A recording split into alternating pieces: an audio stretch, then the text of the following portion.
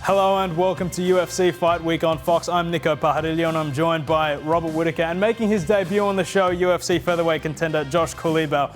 Now, it's a super fight this weekend at UFC 288. Former double champ Henry Cejudo returns to reclaim his belt against current champion Aljamain Sterling. We'll speak to both fighters on the show today. Gilbert Burns is back right after commenting the last pay-per-view. We'll ask Gilbert all about it as well. It's a massive edition of UFC Fight Week.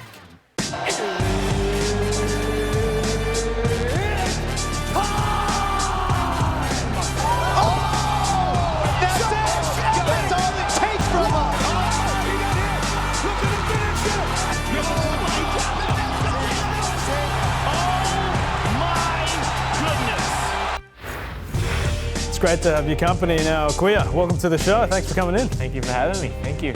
Now, Rob, for the longest time, for what seemed like an eternity, we'd kick off the show with, so, got a fight booked? And you would respond with, nah, still working on it with the UFC. You have a different answer for me today, though, don't you? I do. Me and Dricus going to finally, I got some direction. No longer on the bench looking for, July 8th?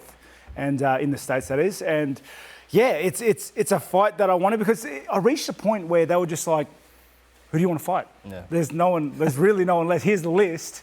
This is all you got. And I hate picking fights because it's something I've never done throughout my entire career. Yes. You can see throughout my career list, I have never picked these dudes.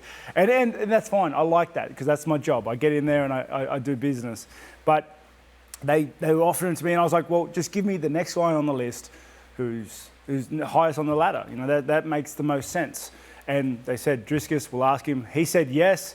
I said yes, obviously, in July finally. Well, Rob, I want to get your thoughts on Dricus du Plessis. Now, you go into this fight a very heavy betting favourite, but Dricus is 19-2, 18 of those wins coming by finish. The man's only gone to decision once. Is there a danger of underestimating Dricus du Plessis? Not from me, but I think that is one of the biggest things his opponents do, and that's the biggest mistakes all of his previous opponents have done, is they underestimate him because he's not super flashy, but you don't need to be flashy to beat people, okay? You just need to be tough, well-rounded, and you've got to have some ticker, and he ticks all the boxes. That's why he's been beating these high-level dudes. That's why he's ranked number 5, and that's why he's getting a shot at me. But I will not underestimate him. I understand the threat level that he brings to the table, just like every one of my fights.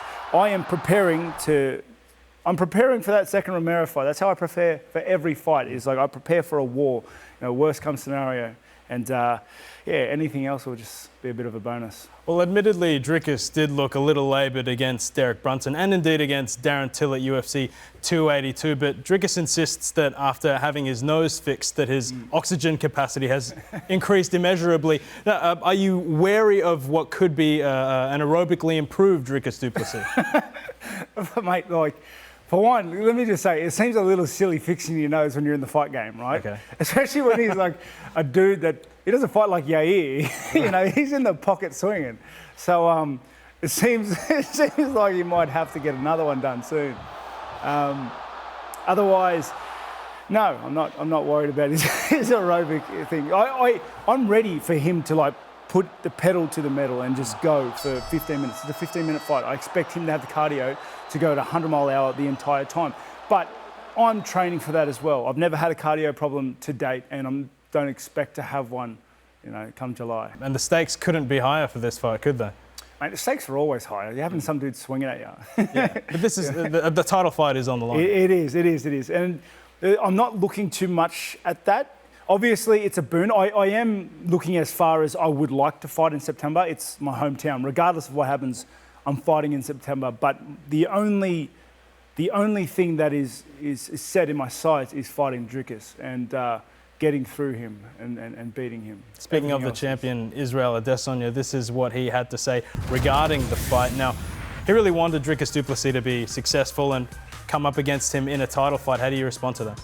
Yeah, well, he just doesn't want to fight me. Why? I'm the hardest fight in the division for him.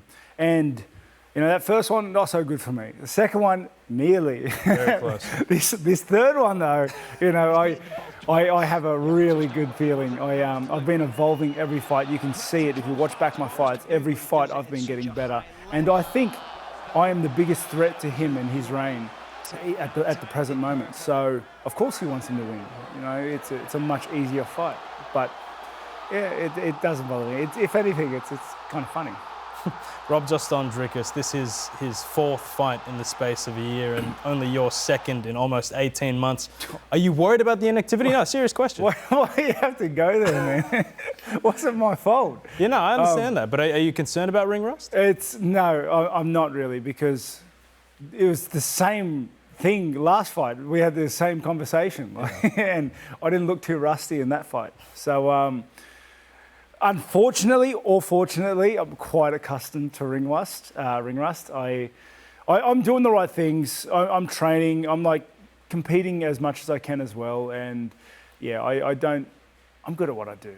And I have full faith in my capabilities and skill sets. So I know when they close that door, I'm going to get to business. We have full faith in you as well, and we can't wait to see it. Now, Quia, I haven't spoken to you since Perth. Now, talk us through, I guess, the lead up to that fight against Melsik Baghdasaryan, the fight itself, and what you did to celebrate the win.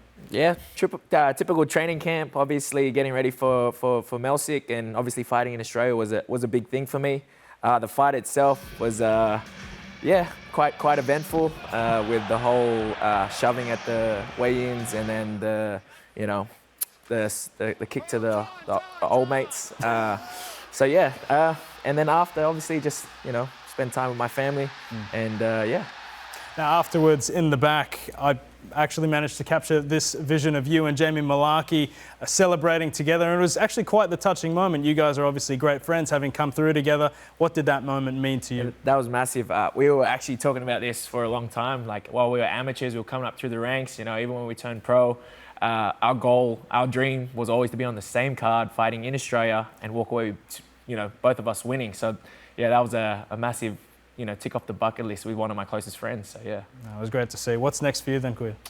Man, I'm hoping to be able to fight on the same card as this bloke. Yeah, let's make it happen. So let's make it happen. Let's do it. International Fight Week. We can't wait for that. But this weekend it's UFC 288, and the main card is shaping up as an absolute cracker. Kron Gracie's back. We haven't seen him in nearly 4 years. Joshy takes on your old mate Charles Jourdain. The undefeated Movsar Evloev stepped in on 3 weeks' notice to fight Bryce Mitchell, but he's been replaced on late notice by Diego Lopez. Jessica Andrade has her third fight in 3.5 months. She faces Yan Xiaonan. Bilal Muhammad and Gilbert Burns will put together a hell of a last-minute co-main event before Triple C returns to the octagon.